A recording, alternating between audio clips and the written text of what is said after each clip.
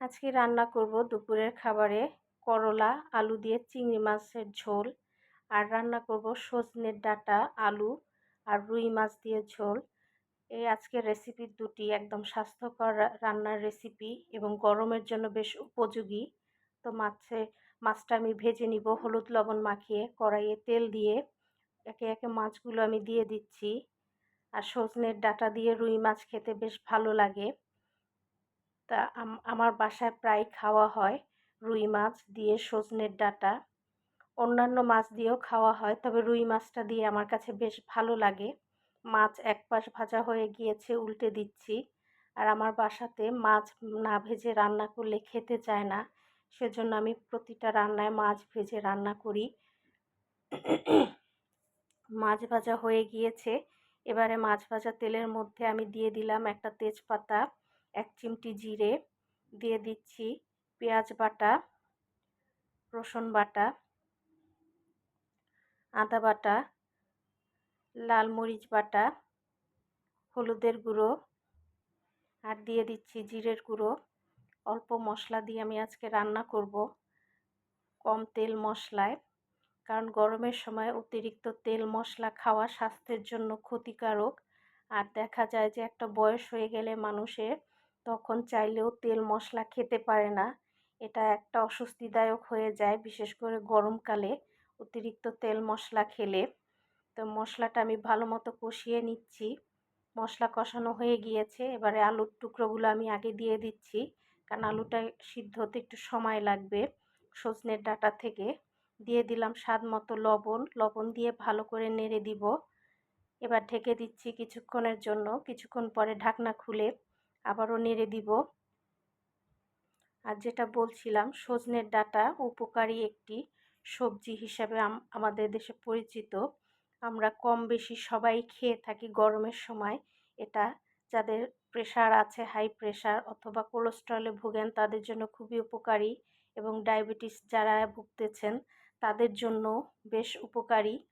এটা আপনি নেটে খুঁজলে পেয়ে যাবেন এর উপকারিতা, আমাকে আর বলতে হবে না। এবারে পানিটা ফুটে উঠেছে, ভেজে রাখা মাছগুলো আমি একে একে দিয়ে দিচ্ছি এর মধ্যে, দিয়ে একটু নেড়ে দিব। এবার ঢেকে দিব কিছুক্ষণের জন্য। কিছুক্ষণ পরে ঢাকনা খুলে আবার একটু নেড়ে দিব। এবার ঢেকে দিব। সজনের ডাঁটা এবং আলু সিদ্ধ হওয়া পর্যন্ত রান্না করব। তো সজনের ডাঁটা এবং আলু প্রায় সিদ্ধ হয়ে এসেছে। আমি এর মধ্যে রাঁধুনি ফোড়ন দিয়ে দিব।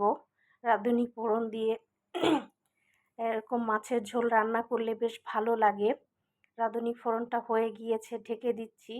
কিছুক্ষণ পরে ঢাকনা খুলে নেড়ে দিব, কারণ ফোড়ন দেওয়ার সাথে সাথে ঢেকে দিতে হয়, তাহলে সুগন্ধটা একদম সুন্দর ছড়িয়ে যায় মাছের মধ্যে, নতুবা বেরিয়ে যাবে। রান্না হয়ে গিয়েছে, নামিয়ে নিলাম। এবার করলাটা বসিয়ে দিব। কড়াইয়ের মধ্যে তেল দিয়ে দিচ্ছি চিংড়ি মাছ। আমি আজকে সামুদ্রিক চিংড়ি দিয়ে রান্না করছি, এই মাছটা লাল চিংড়ি। এবার হলুদের গুঁড়ো দিয়ে মাছটা ভেজে নিচ্ছি। মাছটা যখন ভাজা হয়ে যাবে তখন 1 চা চামচ পরিমাণে পেঁয়াজ বাটা, সামান্য একটু আদা রসুন বাটা দিয়ে ভালো করে নেড়ে দিব। আর সামান্য একটু লাল মরিচ দিব, কারণ অনেকে এই সাদা লাল মরিচটা না দিলেও পারতাম, আমি কাঁচা মরিচ দিয়ে রান্না করতে পারতাম। অনেকে সাদা রঙের তরকারি দেখে বিভিন্ন রকম মন্তব্য করে থাকেন, যে দেখলে বমি আসে, খেতে পারবো না। আসলে লাল মরিচের থেকে কাঁচা মরিচ দিয়ে রান্না করলে আর তরকারির রঙটা যদি সাদা থাকে, সেটা বেশ উপকারী স্বাস্থ্যের জন্য, এরকম তেল ঝাল খাওয়ার থেকে। যাই হোক, করলা দিয়ে ঢেকে দিলাম। কিছুক্ষণ পরে ঢাকনা খুলে আবারও নেড়ে দিচ্ছি। এবারে আমি দিয়ে দেব পানি। এই পানিতে করলা সিদ্ধ হয়ে যাবে এবং ঝোলটাও হবে। এবারে ঢেকে দিব। দিয়ে দিলাম স্বাদ মতো লবণ, লবণ দিয়ে ঢেকে দিব। কিছুক্ষণ পরে ঢাকনা খুলে নেড়ে দিব। এবারে করলা এবং আলু সিদ্ধ হওয়া পর্যন্ত অপেক্ষা করব। পানিটা যখন একটু কমে আসবে এবং করলা আলু সিদ্ধ হয়ে যাবে, তখন নামিয়ে নিব। আমার রান্না হয়ে গিয়েছে, এবার নামিয়ে নিচ্ছি। তো রান্না হয়ে গেল করলা আলু দিয়ে চিংড়ি মাছের ঝোল। আমার তো বেশ ভালো লাগে এভাবে খেতে।